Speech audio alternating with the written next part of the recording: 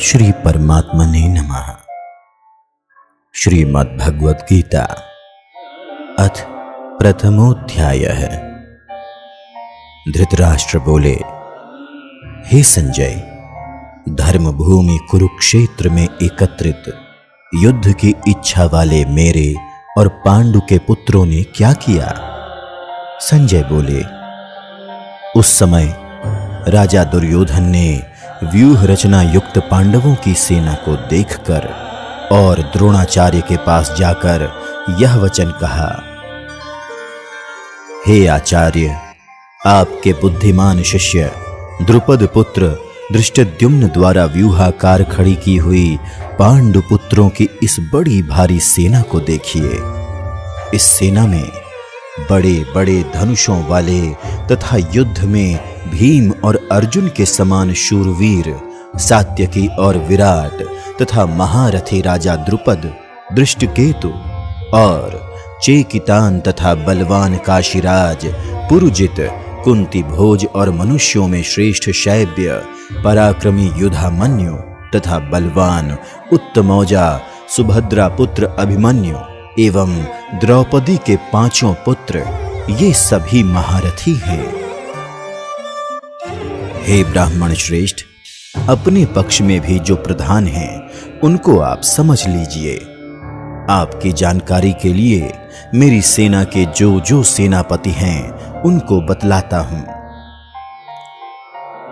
आप द्रोणाचार्य और पितामह भीष्म तथा कर्ण और संग्राम विजयी कृपाचार्य तथा वैसे ही अश्वत्थामा, विकर्ण और सोमदत्त का पुत्र भूरिश्रवा और भी मेरे लिए जीवन की आशा त्याग देने वाले बहुत से शूरवीर अनेक प्रकार के शस्त्रास्त्रों से सुसज्जित और सब के सब युद्ध में चतुर हैं।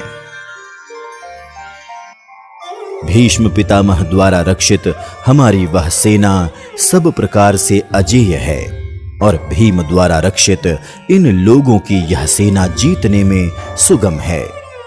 इसलिए सब मोर्चों पर अपनी अपनी जगह स्थित रहते हुए आप लोग सभी निसंदेह भीष्म पितामह की ही सब ओर से रक्षा करें। कौरवों में वृद्ध बड़े प्रतापी पितामह भीष्म ने उस दुर्योधन के हृदय में हर्ष उत्पन्न करते हुए उच्च स्वर से सिंह की दहाड़ के समान गरज कर शंख बजाया। इसके पश्चात शंख और नगाड़े तथा ढोल, मृदंग और नरसिंहे आदि बाजे एक साथ ही बज उठे। उनका वह शब्द बड़ा भयंकर हुआ। इसके अनंतर सफेद घोड़ों से युक्त उत्तम रथ में बैठे हुए श्री कृष्ण महाराज और अर्जुन ने भी अलौकिक शंख बजाए। श्री कृष्ण महाराज ने पांचजन्य नामक, अर्जुन ने देवदत्त नामक और भयानक कर्म वाले भीमसेन ने पौंड्र नामक महाशंख बजाया। कुंती पुत्र राजा युधिष्ठिर ने अनंत विजय नामक और नकुल तथा सहदेव ने सुघोष और मणि पुष्पक नामक शंख बजाए। श्रेष्ठ धनुष वाले काशीराज और महारथी शिखंडी एवं दृष्टद्युम्न तथा राजा विराट और अजेय सात्यकी, राजा द्रुपद एवं द्रौपदी के पांचों पुत्र और बड़ी भुजा वाले सुभद्रा पुत्र अभिमन्यु, इन सभी ने, हे राजन, सब ओर से अलग अलग शंख बजाए। और उस भयानक शब्द ने आकाश और पृथ्वी को भी गुंजाते हुए धार्त राष्ट्रों के अर्थात आपके पक्ष वालों के हृदय विदीर्ण कर दिए।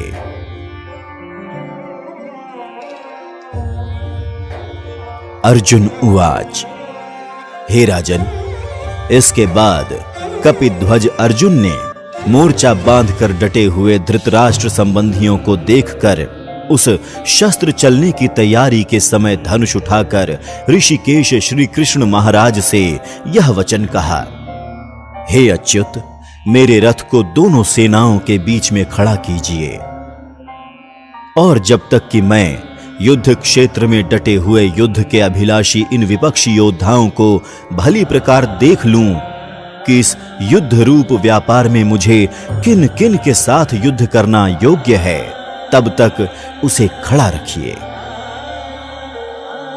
दुर्बुद्धि दुर्योधन का युद्ध में हित चाहने वाले जो जो ये राजा लोग इस सेना में आए हैं, इन युद्ध करने वालों को मैं देखूंगा।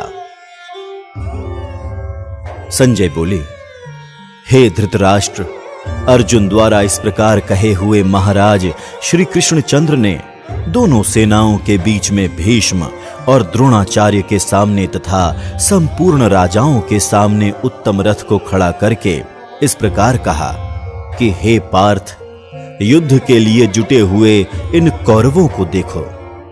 इसके बाद पृथापुत्र अर्जुन ने उन दोनों ही सेनाओं में स्थित ताऊ चाचों को, दादों परदादों को, गुरुओं को, मामाओं को, भाइयों को, पुत्रों को, पौत्रों को तथा मित्रों को, ससुरों को और सुहृदों को भी देखा।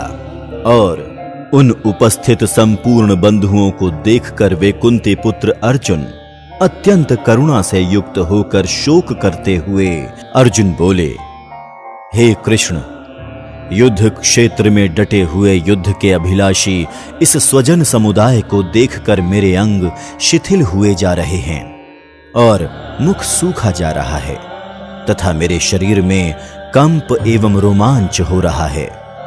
हाथ से गांडीव धनुष गिर रहा है और त्वचा भी बहुत जल रही है तथा मेरा मन भ्रमित सा हो रहा है, इसलिए मैं खड़ा रहने में भी समर्थ नहीं हूं। हे केशव, मैं लक्षणों को भी विपरीत ही देख रहा हूं तथा युद्ध में स्वजन समुदाय को मारकर कल्याण भी नहीं देखता। हे कृष्ण, मैं ना तो विजय चाहता हूं और ना राज्य तथा सुखों को ही। हे गोविंद, हमें ऐसे राज्य से क्या प्रयोजन है अथवा ऐसे भोगों से और जीवन से भी क्या लाभ है। हमें जिनके लिए राज्य, भोग और सुख आदि अभीष्ट हैं, वे ही ये सब धन और जीवन की आशा को त्याग कर युद्ध में खड़े हैं। गुरुजन, ताऊ चाचे, लड़के और उसी प्रकार दादे, मामे, ससुर, पौत्र, साले तथा और भी संबंधी लोग हैं। हे मधुसूदन, मुझे मारने पर भी अथवा तीनों लोगों के राज्य के लिए भी मैं इन सब को मारना नहीं चाहता। फिर पृथ्वी के लिए तो कहना ही क्या है। हे जनार्दन, धृतराष्ट्र के पुत्रों को मारकर हमें क्या प्रसन्नता होगी। इन आतताइयों को मारकर तो हमें पाप ही लगेगा। अतएव हे माधव, अपने ही बांधव धृतराष्ट्र के पुत्रों को मारने के लिए हम योग्य नहीं हैं, क्योंकि अपने ही कुटुंब को मारकर हम सुखी कैसे रहेंगे। यद्यपि लोभ से भ्रष्टचित्त हुए ये लोग कुल के नाश से उत्पन्न दोष को और मित्रों से विरोध करने में पाप को नहीं देखते, तो भी हे जनार्दन, कुल के नाश से उत्पन्न दोष को जानने वाले हम लोगों को इस पाप से हटने के लिए क्यों नहीं विचार करना चाहिए। कुल के नाश से सनातन कुल धर्म नष्ट हो जाते हैं। धर्म के नाश हो जाने पर संपूर्ण कुल में पाप भी बहुत फैल जाता है। हे कृष्ण, पाप के अधिक बढ़ जाने से कुल की स्त्रियां अत्यंत दूषित हो जाती हैं और हे वार्ष्णेय, स्त्रियों के दूषित हो जाने पर वर्ण संकर उत्पन्न हो जाता है। वर्ण संकर कुल घातियों को और कुल को नरक में ले जाने के लिए ही होता है। लुप्त हुई पिंड और जल की क्रिया वाले अर्थात श्राद्ध और तर्पण से वंचित इनके पितर लोग भी अधोगति को प्राप्त होते हैं। इन वर्ण संकर कारक दोषों से कुलघातियों के सनातन कुल धर्म और जाति धर्म नष्ट हो जाते हैं। हे जनार्दन, जिनका कुल धर्म नष्ट हो गया है, ऐसे मनुष्यों का अनिश्चित काल तक नरक में वास होता है, ऐसा हम सुनते आए हैं। हाँ, शोक, हम लोग बुद्धिमान होकर भी महान पाप करने को तैयार हो गए हैं। जो राज्य और सुख के लोभ से स्वजनों को मारने के लिए उद्यत हो गए हैं, यदि मुझ शस्त्र रहित एवं सामना न करने वाले को शस्त्र हाथ में लिए हुए धृतराष्ट्र के पुत्र रण में मार डालें तो वह मारना भी मेरे लिए अधिक कल्याणकारक होगा। संजय बोले, रणभूमि में शोक से उद्विग्न मन वाले अर्जुन इस प्रकार कहकर बाण सहित धनुष को त्याग कर रथ के पिछले भाग में बैठ गए।